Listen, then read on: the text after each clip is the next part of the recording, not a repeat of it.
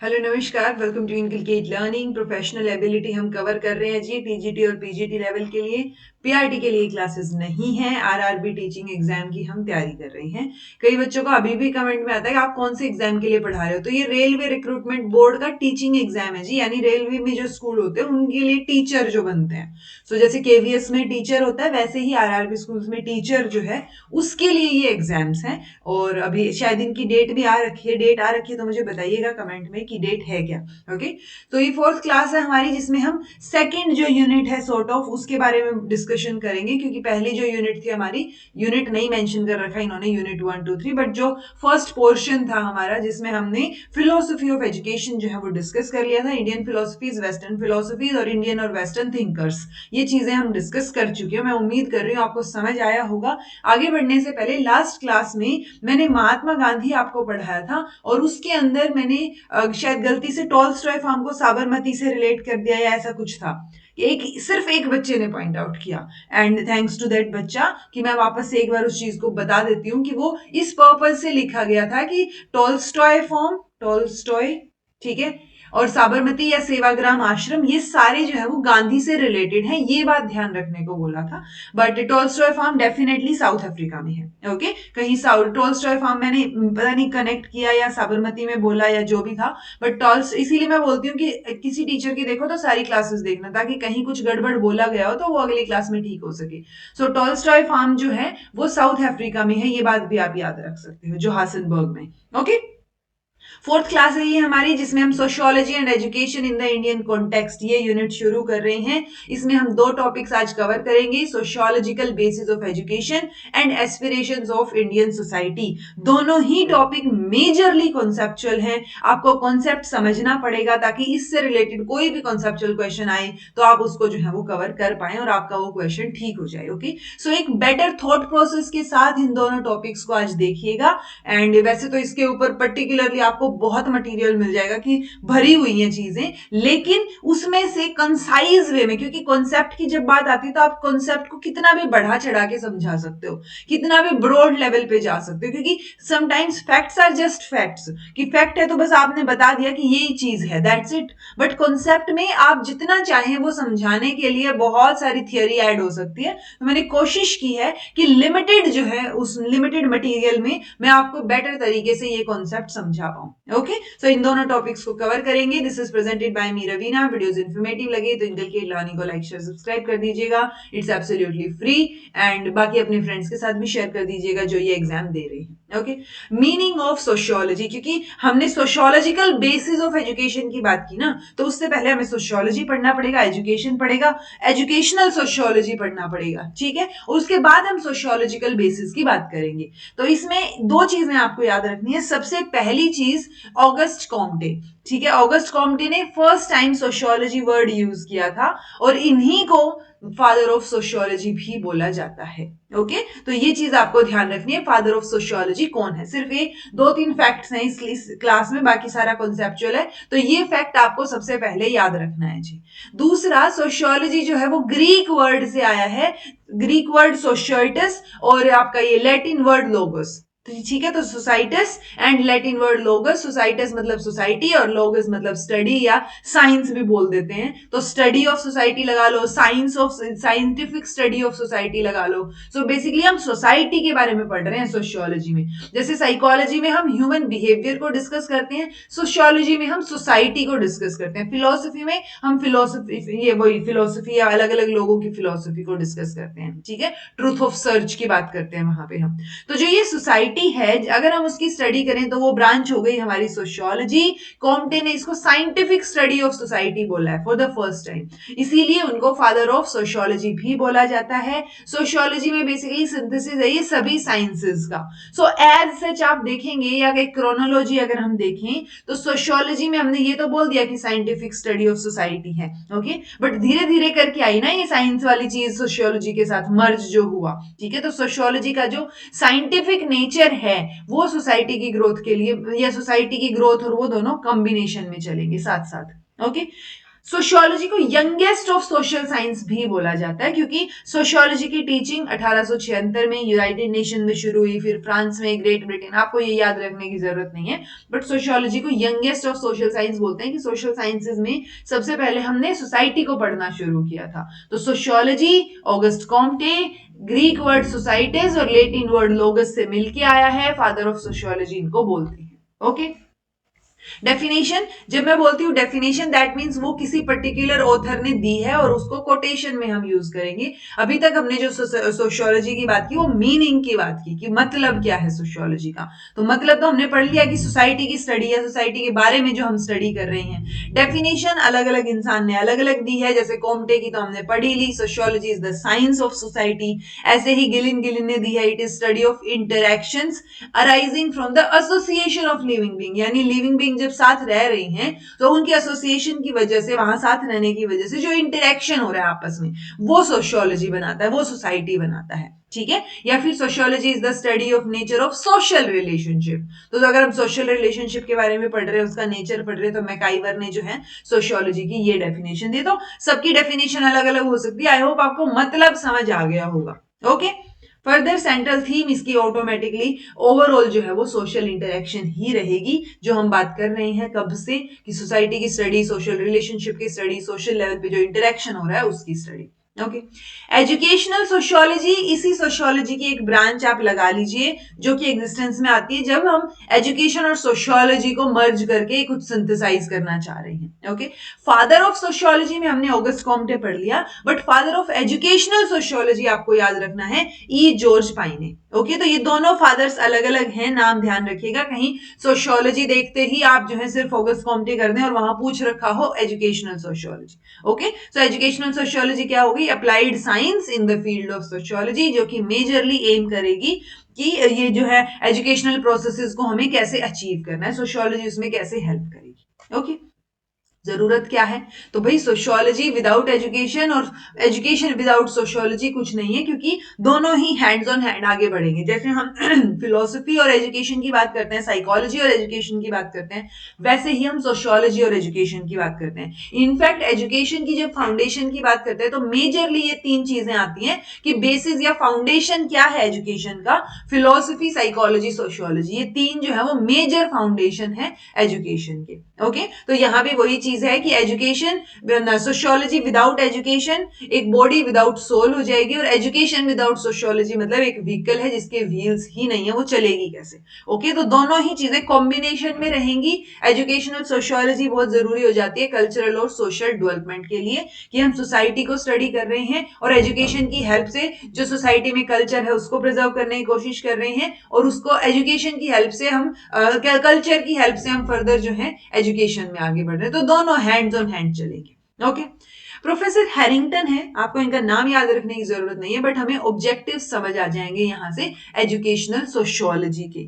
So basically इसमें हम क्या कर रहे हैं? To acquire knowledge about the school work in relation to society and social progress. तो आपको समझ आ रहा होगा कि हम नॉलेज जो गेन करना चाह रहे हैं वो एक रिलेशन में गेन करना चाह रहे हैं। सेम चीज, to gain knowledge about role of teacher, हम इसमें टीचर का रोल देखेंगे, वो भी in relation to society and social progress. Okay, to acquire knowledge about the effects of social elements on individual, कि इंडिविजुअल पे क्या इफेक्ट पड़ेगा, इंडिविजुअल का सोसाइटी पे क्या इफेक्ट पड़ेगा। सो घूम फिर के हम सारी चीजें, वही सारे हमारे ऑब्जेक्टिव्स रहेंगे। Okay, to construct a curriculum fully understanding the economic and cultural tendencies of society, society आएगा। ठीक है, सो अल्टीमेटली हम कहां जा रहे हैं? हम सोसाइटी को इंडिविजुअल से या करिकुलम को, टीचिंग को कनेक्ट करना चाह रहे हैं, किससे? सोसाइटी से। Okay, to gain knowledge about the democratic आएगा, डेमोक्रेटिक वैल्यूज और ideologies, to study the effect of individual on social element, the to employ research techniques for achieving the aims of educational sociology. So ultimately आपको समझ आ रहा होगा कि अलग अलग शब्दों में हमने सेम ही चीज बोली है, जहां पे हम एजुकेशन और सोसाइटी को कनेक्ट कर रहे हैं। एजुकेशनल सोशियोलॉजी का ऑब्जेक्टिव भी यही रहेगा कि हम एजुकेशन और सोसाइटी के बीच में एक रिलेशनशिप देखें और फिर एक्वायर करें हम नॉलेज को। ओके, सो आई होप आपको कॉन्सेप्चुअल कोई भी चीज आई तो यहां से ये समझ आ जाएगा कि एजुकेशनल सोशियोलॉजी है क्या। रिलेशनशिप क्या है एजुकेशन और सोशियोलॉजी में? वही रिलेशनशिप है जो एजुकेशन और फिलोसफी, एजुकेशन और साइकोलॉजी में है, ठीक है, यानी इंटर रिलेटेड है, दोनों इंटरडिपेंडेंट है, एक दूसरे पे डिपेंडेंट रहेंगी। जैसे हमने फिलोसफी और एजुकेशन एंड फिर साइकोलॉजी एंड एजुकेशन के बारे में पढ़ा था। सोशियोलॉजी वही सोशियोलॉजी ऑफ एजुकेशन क्या हो गया? Scientific study of the analysis of social progress, कि हम जो एजुकेशनल सिस्टम में चीजें इन्वॉल्व हैं उन सोशल प्रोग्रेस या उन सोशल पैटर्न्स आएगा ये, उन सोशल पैटर्न्स को हम क्या कर रहे हैं? एनालाइज कर रहे हैं, वो सोशियोलॉजी है। ओके जी, तो सेम वही चीज, sociology without education is like body without soul, और education without sociology is vehicle without wheels. अब हम बात करते हैं सोशियोलॉजिकल बेसिस ऑफ एजुकेशन की, क्योंकि हम एजुकेशन और सोसाइटी दोनों को मिक्स करके, मर्ज करके बात करेंगे कि इनका जो इंटर रिलेशनशिप है उसको हम कैसे समझ सकते हैं। तो सबसे पहले है sociological basis and meaning of education. तो meaning of education is considerably influenced by sociology. तो उससे इन्फ्लुएंस्ड माना जाता है। जब हम फिलोसफिकल बेसिस ऑफ एजुकेशन पढ़ेंगे तो हम बोलेंगे कि फिलोसफी जो है उससे भी इन्फ्लुएंस्ड है हमारा एजुकेशन। ऐसे ही साइकोलॉजी से भी इन्फ्लुएंस्ड है एजुकेशन। ओके, सोशियोलॉजिस्ट के अकॉर्डिंग एजुकेशन अपने आप में ही एक सोशल प्रोसेस है जो कि बच्चे को सोशलाइज करेगा और उसके जो बिहेवियर में चेंज हो रहे हैं ना उसका कारण बनेगा। ओके, सो एजुकेशन अपने आप में ही एक सोशल प्रोसेस जो है वो इन्होंने बता दिया। सोशियोलॉजिकल पॉइंट ऑफ व्यू से अगर हम देखें तो ब्राउन ने एक डेफिनेशन दी कि education is consciously controlled process, जहां पे हम क्या कर रहे हैं? Changes in this are produced in person and through the person within the group. So overall हम क्या बोल रहे हैं कि हम एजुकेशन के थ्रू किसी इंडिविजुअल में चेंज लाएंगे, क्योंकि वो इंडिविजुअल सोसाइटी में ही रहता है तो ऑटोमेटिकली सोसाइटी में चेंज आ जाएगा। ठीक है, तो एजुकेशन को हम जो है वो कॉन्शियसली कंट्रोल करते हैं, वो प्रोसेस है ये, क्योंकि उस कॉन्शियस कंट्रोल की वजह से उस इंडिविजुअल में जो चेंजेस आएंगे वही फर्दर हमें सोसाइटी में देखने को मिलेंगे। ठीक है, मेजरली एजुकेशनल सोशियोलॉजी जो है वो फोकस रखेगी सोशल फोर्सेस पे। ठीक है, जो जिनके थ्रू जो इंडिविजुअल है उसका डेवलपमेंट हो रहा है, प्लस जो सोशल रिलेशन वो बना रहा है अपने एक्सपीरियंस से उनके ऊपर, तो इन सोशल फोर्सेस के ऊपर हमारा मेजर फोकस रहेगा। देन है जी sociological base and aim of education, कि एम ऑफ एजुकेशन में क्या आएगा? तो एम ऑफ एजुकेशन में हम सोसाइटी से कनेक्टेड चीजें जो है वो डालेंगे। ठीक है, कि जो सोशल क्वालिटीज हैं, जो सोशल फीलिंग है जो एक बच्चे में डेवलप होनी चाहिए, वो सोशल क्वालिटीज जो हैं वो हम एजुकेशन के थ्रू डालेंगे। तो एम ऑफ एजुकेशन उनसे ही रिलेटेड होगा। जैसे हम एजुकेशन के थ्रू हमें सोशल सर्विस यानी एजुकेशन फॉर सोशल सर्विस हमें देनी है, एजुकेशन फॉर सिटीजनशिप देनी है, education for efficiency, for emotional integration, national unity, nationalism, patriotism. So overall हम ये चाह रहे हैं कि जो सोसाइटी में वैल्यूज है ना वो सारी की सारी हम एजुकेशन के थ्रू इनकलकेट करें। यानी अब क्या मैं ये बोल सकती हूँ कि ये जो चीजें मैंने बताई, हम एजुकेशन के थ्रू हम एज अ सोसाइटी इन चीजों को एस्पायर करते हैं, यानी ये हमारी एस्पिरेशंस हैं कि हम ऐसा कर लें, ये चीजें हम अचीव कर लें एजुकेशन के थ्रू। यही चीजें हम, इसी तरीके की चीजें हम एस्पिरेशन ऑफ इंडियन सोसाइटी में पढ़ेंगे कि इंडियन सोसाइटी एक्चुअल में क्या एस्पायर करती है, कहां पहुंचना चाह रही है, क्या अचीव करना चाहती है। ओके, सो वो चीजें हम एम ऑफ एजुकेशन में रख रहे हैं। फंक्शन क्या रहेगा? सो ओवरऑल अगर हम एजुकेशन का फंक्शन देखें तो ये भी जो हमारी एजुकेशनल सोशियोलॉजिस्ट है, सोशियोलॉजी और सोशियोलॉजिस्ट हैं, वो स्ट्रेस करते हैं सोशल फंक्शंस पे।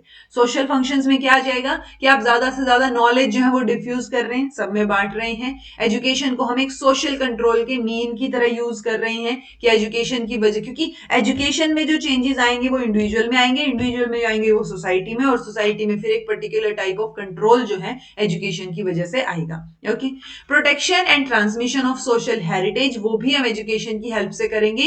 Education as a mean of social development of constructive and creative outlook of the individual. So overall बिल्कुल सिंपल सी लैंग्वेज है, आपको समझ आ रही होगी, नहीं आ रही हो तो बताइएगा, क्योंकि बहुत ईजी सा कॉन्सेप्ट है, जो हमारे आसपास हो रहा है उसी को हम एजुकेशन से कनेक्ट करने की कोशिश कर रहे हैं। ठीक है, देन है जी sociological basis and curriculum. So obviously curriculum में भी हम उन्हीं तरीके की, करिकुलम में वही चीजें रिफ्लेक्ट बैक करनी चाहिए, जो हमारे एम्स हैं, ऑब्जेक्टिव्स हैं, वही तो रिफ्लेक्ट होंगे करिकुलम में। सो वही चीज यहाँ पे है। ब्राउन, मूरे और कुले ने बहुत सारे पॉइंट्स जो है स्कूल करिकुलम कंस्ट्रक्शन के दौरान ध्यान रखने को कहा, वो ये चीजें है कि करिकुलम जो है वो किस पे बेस्ड होना चाहिए, जो सोसाइटी में कंडीशंस, प्रॉब्लम्स या नीड्स हैं। तो सोसाइटी के बेसिस पे, सोसाइटी की कंडीशन, सोसाइटी की प्रॉब्लम, सोसाइटी की नीड्स के बेसिस पे हमें करिकुलम डेवलप करना है, ठीक है। और ये किससे कंसर्न होना चाहिए, ये बच्चों की रियल प्रॉब्लम्स से कंसर्न होना चाहिए। इसका जो किसके ऊपर बेस्ड हो, ये real concerns and problems of people, so बच्चों से रिलेटेड हो, उनकी नीड्स के बेसिस पे हो। Okay, it should reflect the basic cultural value of the society, यानी जो मेजर एस्पिरेशंस हैं वो हमें यहाँ पे पढ़ानी है, वो चीजें इनकलकेट करनी है। मोरल एजुकेशन करके भी एक सब्जेक्ट आजकल होता है, नैतिक शिक्षा, तो वो नैतिक शिक्षा में हम यही चीजें तो पढ़ाते हैं। सो वही तो सोशियोलॉजिकल बेसिस हो गया हमारी एजुकेशन का। Okay, it should B an agent in transmission of highest value of culture, तो एजुकेशन के थ्रू हम वैल्यूज को ट्रांसमिट करेंगे, वैल्यूज को पहले प्रिजर्व करेंगे, पहले समझेंगे, प्रिजर्व करेंगे और फिर अगली जनरेशन में ट्रांसमिट करेंगे। सो ये सारी चीजें कैसे हो रही हैं, जो चीजें हम करिकुलम में डालेंगे उस बेसिस पे हो रही है, ठीक है। सो हमें क्या करना है, बच्चे को सोसाइटी के लिए प्रिपेयर करना है, क्योंकि सोसाइटी में भी तो ऑलरेडी कुछ चीजें चल रही है ना। बच्चा अब बिल्कुल ही उनसे ऑड रहेगा, बिल्कुल ही अलग रहेगा, हम कुछ अलग ही पढ़ा रहे हैं, तो वो चीज तो नहीं चलेगी। तो जो सोसाइटी में हो रहा है हमें उसको भी मद्देनजर रखना है, प्लस हम क्या चाह रहे हैं कि क्या क्या चेंजेस सोसाइटी में आने चाहिए, हम उसको भी ध्यान रख रहे हैं, ठीक है। It should be conducive to the development of responsible citizen, तो एक हमें ऐसा एनवायरमेंट प्रोवाइड करना है जिससे आप जो है एक रिस्पॉन्सिबल सिटीजन को डेवलप कर पाओ, एक बच्चा जो है वो फर्दर बड़ा होके एक रिस्पॉन्सिबल सिटीजन बने, ठीक है। It should prepare socially efficient individuals, यानी सोशल लेवल पे वो सर्वाइव कर पाए, सोशल लेवल पे वो एफिशिएंट हो, सोशल एफिशिएंसी हम अचीव करना चाहेंगे यहाँ पे।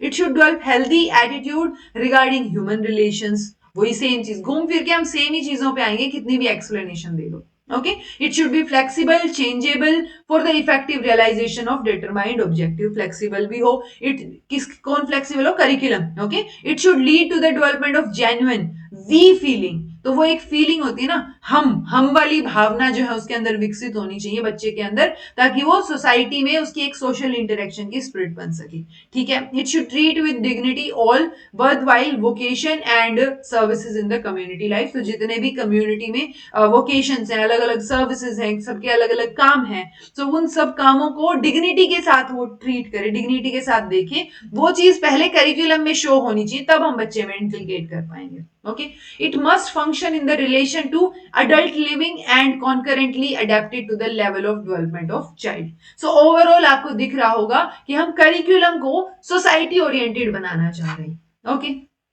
करिकुलम बन गया, उसके बाद मेथड ऑफ टीचिंग, किस तरीके से हम पढ़ाएंगे।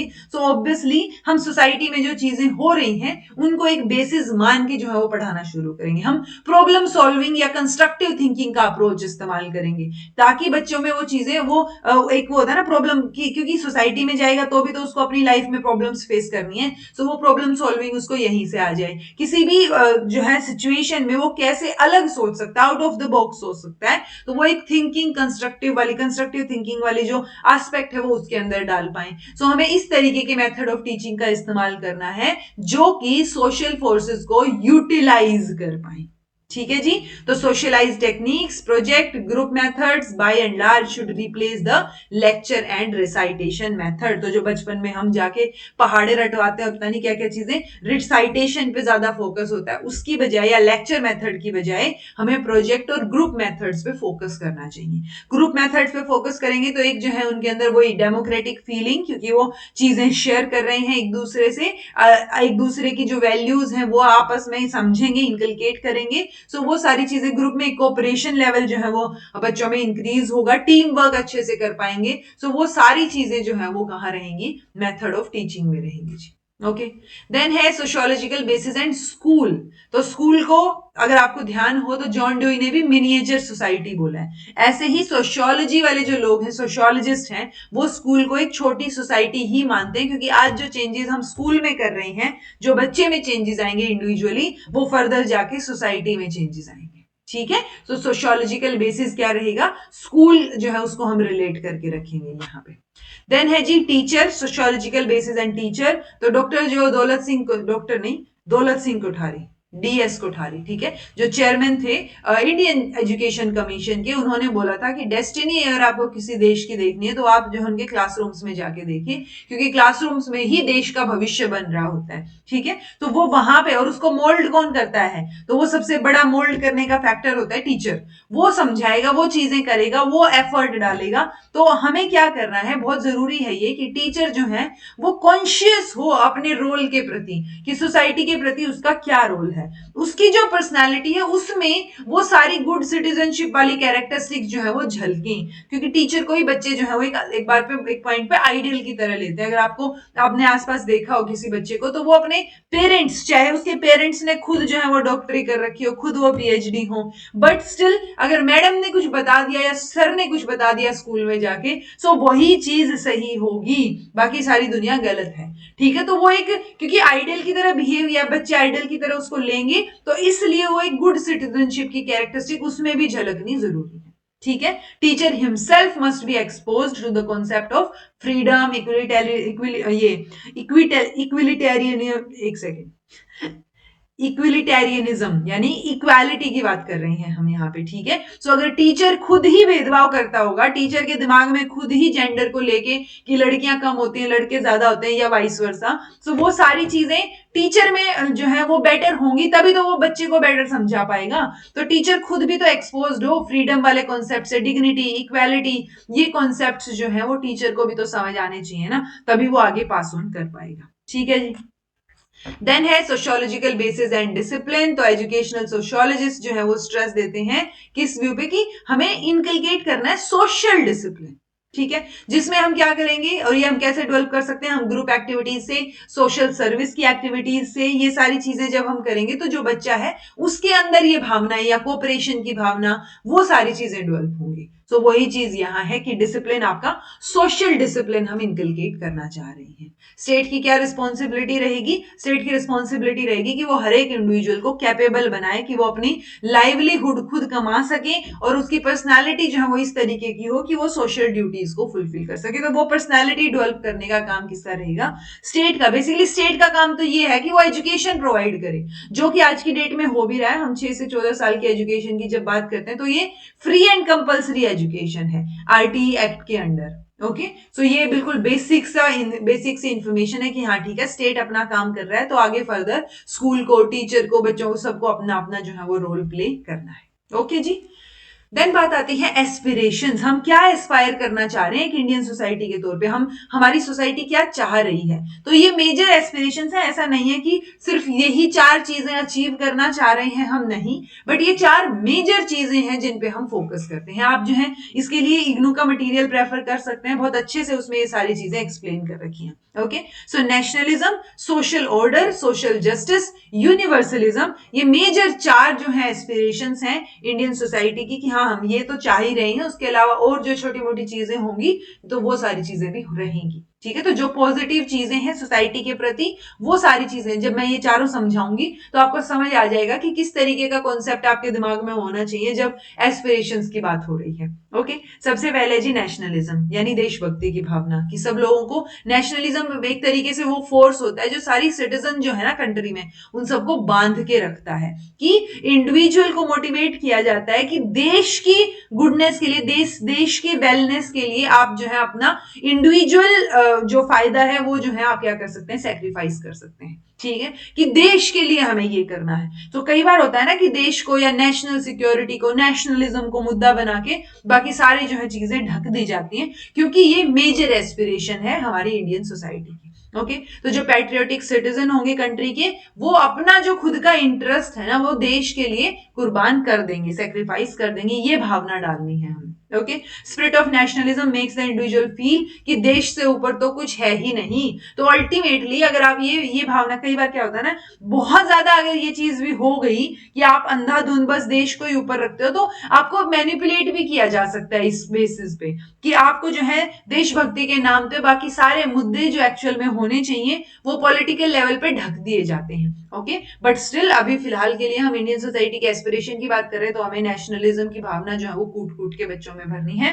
The individual citizen resolve there differences and binds them in strong ties, कि किस लिए, एक गोल अचीव करने के लिए, और वो गोल है कि नेशन को सर्व करना है, नेशन को बाहरी खतरे से जो है वो बचाना है, सेफ गार्ड करके रखना है। सो अल्टीमेटली नेशनलिज्म आपको समझ आ रहा होगा कि देश सबसे ऊपर है, इंडिविजुअल जो बेनिफिट है उसको हम नीचे रखेंगे। ओके, एजुकेशन क्या करेगी, एजुकेशन ही तो ये सारी चीजें डेवलप करेगी, बच्चे में इंकलकेट करेगी। ठीक है, so education is important aim हो गया एजुकेशन का, टू सोशलाइज द इंडिविजुअल, और उनको बाइंड करना, वो जो यूनिटी का बॉन्ड है ना उसके अंदर उनको बांधना। Okay, so education for nationalism in reality refers to education जो इम्पार्ट की गई है नेशनल यूनिटी के लिए, या जो एक inculcation of spirit of social service उनके अंदर हमने डाली, वो चीज कि सोशल सर्विस, नेशनल यूनिटी, ये सारी चीजें हम एजुकेशन के थ्रू, नैतिक शिक्षा के थ्रू, मोरल एजुकेशन के थ्रू उनके अंदर इनकलकेट करेंगे। ओके, एजुकेशन को बेसिकली इरेडिकेट करनी है सोशल एविल्स। ठीक है, कि लैंग्वेज, कास्ट, क्रीड, कलर, इन बेसिस पे जो लोग झगड़ रहे हैं ना वो चीजें ना हो, ये इंश्योर कौन करेगा, एजुकेशन करेगा। ठीक है, एक बेटर डेवलपमेंट के लिए एजुकेशन जरूरी है, नेशनल की प्रोग्रेस के लिए एजुकेशन जरूरी है, लेकिन कई बार छोटे छोटे इश्यूज हो जाते हैं बहुत, वो नेशनलिज्म के रास्ते में जो है वो रोड़ा बन जाते हैं, ऑब्स्टेकल बन जाते हैं। कैसे, सेवरल रिलीजन्स, बहुत सारे रिलीजन हैं तो धर्म के नाम पे बढ़ जाती हैं चीजें, कई बार कम्युनिटी के नाम पे, कई बार पॉलिटिकल पार्टीज के नाम पे, रीजनल बेसिस पे कि अच्छा ये हमारे इधर नॉर्थ का है या नहीं ये साउथ का है, तो वो रीजनलिज्म आ जाता है। लैंग्वेज में बहुत सारे अलग, सबकी अलग अलग लैंग्वेज है, सबकी अलग अलग मदर टंग है, उस बेसिस पे भी कई बार जो है वो नेशनलिज्म की भावना डेवलप नहीं हो पाती। इकोनॉमिक डिस्पैरिटीज, इकोनॉमिक लेवल पे आप अलग अलग है, क्लास की बात आ गई है। ठीक है, सोशल इनइक्वालिटीज, सोशल लेवल पे इनइक्वालिटीज हैं, अलग अलग जो है आपकी कास्ट है उस बेसिस पे इनइक्वालिटी आई हुई है। लैक ऑफ वर्दी लीडरशिप, अगर एक अच्छी लीडरशिप होगी तो ये सारी चीजें नहीं होंगी, तो कई बार लीडरशिप की भी कमी होती है, और एक अप्रोप्रिएट एजुकेशन की भी कमी होती है। तो ये कुछ एक इश्यूज हैं जो कि नेशनलिज्म के बीच में ऑब्स्टेकल बनेंगे, बट मेजरली इंडियन सोसाइटी ये एस्पायर करती है कि हमें नेशनलिस्टिक स्पिरिट जो है वो बच्चों में डेवलप करनी है। करिकुलम, टीचिंग मेथड, टीचर, सब लोगों को एक जो मल्टी कॉम्प्लेक्स हेट्रोजेनियस सब ग्रुप्स हैं वो उनको जोड़ के रखना है नेशनलिज्म के प्रति। तो नेशनलिज्म या देशभक्ति की भावना डेवलप करनी है, अल्टीमेट घूम फिर के बात यही आती है। ओके, तो ये हम मेजर एस्पिरेशन है बीइंग एक सोसाइटी, हम हमारी जो इंडियन सोसाइटी है वो ये एस्पायर करती है, ये चीज अचीव करना चाहती है कि नेशनलिज्म की भावना हर बच्चे में हो। दूसरा रहेगा जी सोशल ऑर्डर। तो सोशल ऑर्डर होता क्या है, एक वो होता है ना कई बार अनसेड रूल्स होते हैं कि ठीक है नहीं ये तो होना ही नहीं है, सोसाइटी में लगा लो, तो वो वही चीज है कि कुछ एक जो अंडरलाइंग लॉज एंड अरेंजमेंट है जिसके अकॉर्डिंग कोई भी इंस्टीट्यूशन, कोई भी ऑर्गेनाइजेशन फंक्शन करेगा, वो सोशल ऑर्डर है। ठीक है, तो ये एक सोसाइटी और एक नेशन के लिए भी सही है जैसे ऑर्गेनाइजेशन के लिए सही होता है। सो ओवरऑल हम ये मान रहे हैं कि जो सम टोटल रहेगा ना अरेंजमेंट का, सम टोटल अरेंजमेंट और डिसिप्लिन जिसके बेसिस पे सोसाइटी फंक्शन करती है, वो क्या रहेगा जी, सोशल ऑर्डर रहेगा। तो सोसाइटी, सोशल ऑर्डर क्या है, arrangement of the society. Okay, और ये अरेंजमेंट जो है यहाँ पे ये सोशल ऑर्डर ही रिस्पॉन्सिबल है कि बेटर तरीके से सोशल इंटरेक्शन या सोशल रिलेशनशिप हो रही है, प्रॉपर सोशल रिलेशनशिप्स के लिए। ओके, सो ओवरऑल अगर हम देखें तो सोशल ऑर्डर क्या है, सम टोटल है ट्रेडिशन का, प्रोसेसेस का, मटेरियल, कोऑपरेशन, कंट्रोल, फ्रीडम, इन सारी चीजों का। ठीक है, सो हम सोशल इंस्टीट्यूशन की जो कॉन्स्टिलेशन है वो भी कई बार सोशल ऑर्डर को बोलते हैं, क्योंकि बहुत सारे सोशल इंस्टीट्यूशंस मिलके सोशल ऑर्डर जो है वो, क्योंकि सोशल ऑर्डर की भी अलग अलग यूनिट्स होंगी ना, उन यूनिट्स को हम सोशल इंस्टीट्यूशन बोल देते हैं। कौन कौन सी यूनिट्स हैं, बहुत सारी हो सकती हैं, मेजरली जैसे फैमिली, फैमिली को हम सबसे मेजर यूनिट मानते हैं। ठीक है, क्योंकि फैमिली के बेसिस, फैमिली से ही तो चीजें शुरू होती है, सोशलाइजेशन ही फैमिली से शुरू होता है, प्राइमरी रोल ही फैमिली का रहता है। तो फैमिली की जो स्टीरियोटाइप्स होंगे, फैमिली की जो थिंकिंग होगी, वो बच्चे में धीरे धीरे कुछ लेवल तक तो इनकलकेट होगी ना, उसके बाद चलो एक पॉइंट पे जाके बच्चे की अपनी थिंकिंग डेवलप हो रही है तो वो अपने कॉन्सेप्ट्स बना रहा है, बट मेजरली सबसे पहला रोल फैमिली का रहेगा। ओके, उसके अलावा इकोनॉमिक लेवल पे आप देखेंगे तो इकोनॉमिक इंस्टीट्यूशंस होंगे जो कि इकोनॉमिक ऑर्डर मेंटेन रखेंगे, ऐसे ही पॉलिटिकल ऑर्डर मेंटेन रखना, रिलीजियस ऑर्डर, लीगल ऑर्डर, तो ये सारे ऑर्डर्स जो है वो क्या करेंगे, सोशल, ओवरऑल मिला के सोशल ऑर्डर बनाएंगे। ओके जी, देन आता है तीसरा जो है एस्पिरेशन, तीसरी सोशल जस्टिस। सोशल जस्टिस क्या बोलता है कि सबको इक्वली जो है आप ट्रीट करें, सबको फेयर लेवल पे ट्रीट करें, सबको अपॉर्चुनिटी, वेल्थ, प्रिविलेजेस की इक्वल एक्सेस हो, वो सोशल जस्टिस है। क्यों जरूरत पड़ रही है इसकी, क्यों एस्पायर करते हैं? क्योंकि एक सोशल स्ट्रेटिफिकेशन, एक जो हायरार्की है ना, अब वो हायरार्की बहुत सारे बेसिस पे होती है। वो बायोलॉजिकल ग्राउंड्स पे हो सकती है कि एज या सेक्स के बेसिस पे या रेस के बेसिस पे, क्लास कैरेक्टरिस्टिक के बेसिस पे हो सकती है कि चाहे तो ऑक्यूपेशन है, ये आईएएस है, ये प्यून है, उस बेसिस पे एक हायरार्की हो सकती है। और भी बहुत सारी आइडियोसिंक्रेटिक कैरेक्टरिस्टिक्स हो सकते हैं, जैसे टैलेंट या पर्सनालिटी के बेसिस पे, कि इसकी पर्सनालिटी अच्छी है तो इसको हम थोड़ा ऊपर रख रहे हैं, इसकी पर्सनालिटी डाउन है तो इसको कम थोड़ा नीचे रख रहे हैं, ठीक है। सो वो हायरार्की आपको हर जगह दिखेगी, मेजरली वो हायरार्की, और उस हायरार्की को ही हम स्ट्रेटिफिकेशन बोल रहे हैं। स्ट्रेटिफिकेशन इज लाइक लेयरिंग, तो ये सोशल लेवल पे है तो हम इसको सोशल स्ट्रेटिफिकेशन बोल देते हैं। ओके, तो जब भी हम रेंज कर देते हैं ना हायर टू लोअर, सो वहां पे गड़बड़ हो जाती है, और मोस्टली सोसाइटीज जो हैं